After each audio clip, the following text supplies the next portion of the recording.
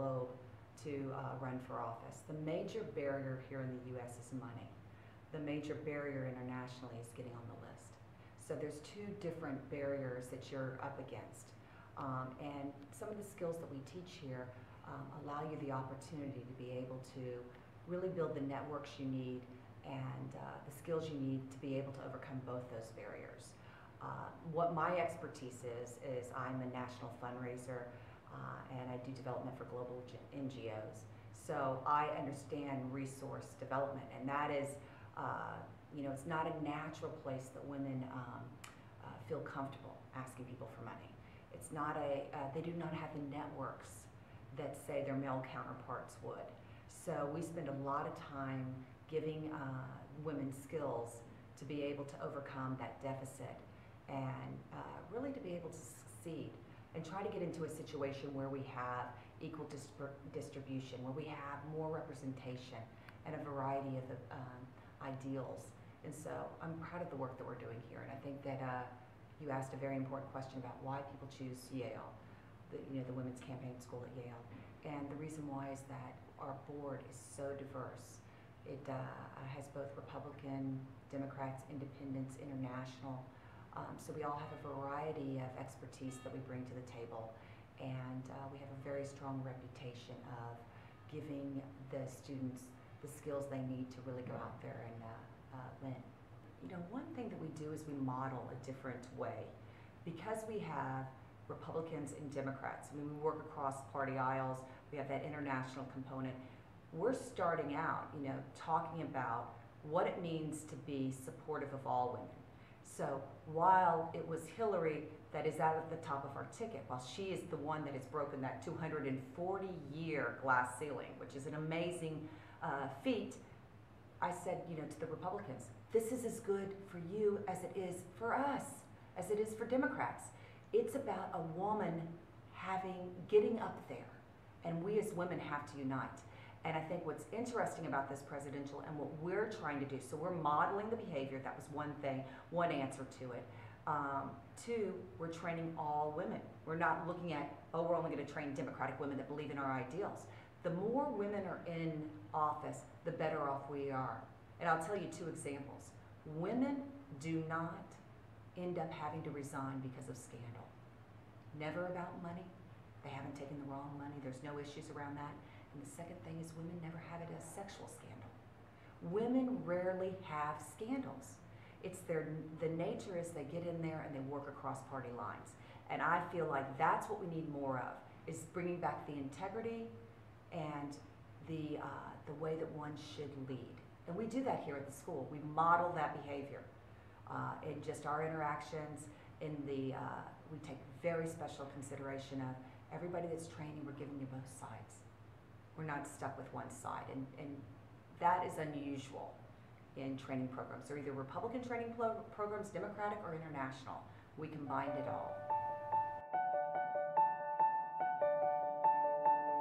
The structures that we built, interestingly enough, I started this school with the concept and we pick a quote, and it was, one woman can make a difference, but together we can rock the world.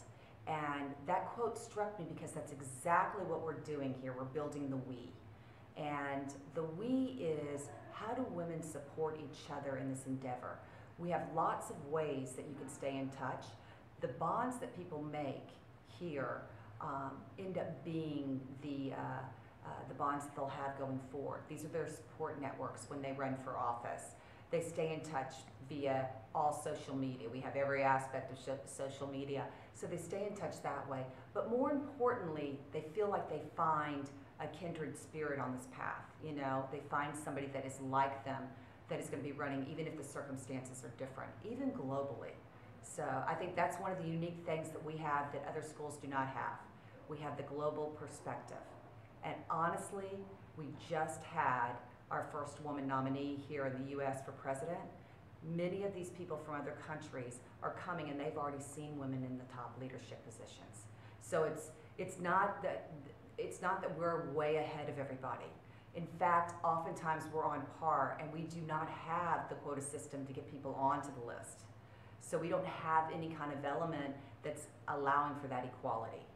So that's, I think, the most amazing thing, is that you really see that some of these places have already accomplished what we're just now accomplishing.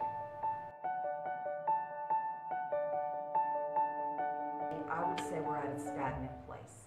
I'm not optimistic. I'm not saying that we've come so far in 10 years. Really, 10 years ago, we were at almost the same numbers that we are now. What has happened is a little bit different. The barriers haven't changed. We have schools like this that are encouraging women to run. It's really about the structure in the system, and I can speak very clearly about this. The amount that it costs to run for office is astronomical. So before, 10 years ago, it was a lesser amount, but it was still a barrier. Now you're asking people to come into certain Senate races and raise $14 million, $20 million. This is, if you don't have a legacy or a background to do it, it's a very hard mountain to surmount. So I still feel like we have challenges in our structural system around raising money that make this a very hard thing for women and for people with diverse backgrounds, people of color. This is the same thing that women and African Americans and Latinas and Latinos, and this is the Hispanic community. They're all having these same struggles because of that barrier to entry is this amount of money.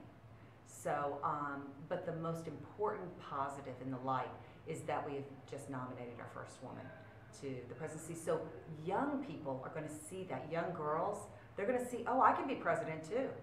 They're going to see a process. And I think once you see a role model, it changes everything. It really does. So that's the positive, while we still have a structural system that does not reward. If we had more women in politics, I think you would see campaign finance reform done in a way that would allow a lot more access for people to be able to engage in running for office. I also think there's another phenomenon that's happened in the last 10 years that that really troubles me. The level of discourse, whether you're Democrat, Republican, whatever, the level of discourse that's out there, the things that are being said in a political sphere is depressing democracy. And what I mean by that is that young people have no interest. When I was coming up, I had a huge interest. I thought the way to make change was through politics. I thought it was through grassroots, getting out there, getting my voice heard, and electing the right people. Today, young people do not believe that. And so what we're doing by having all this negativity in our discourse is we're depressing democracy. People are not engaged in that way. And I've seen that in my own life. I teach a course at Barnard. It used to be that I'd have people wanting to come to this course because I was talking about politics. And then in the last years, I had to change. Even though I'm teaching the same skills, I had to change to entrepreneurship. I had to look at the language because people have no interest. Why would you want to get into a system where you can't say the wrong thing? You can't make one mistake. You can't, there's no human element to that anymore. So that's the second thing. Money is one thing, but this negativity in the discourse is quite another.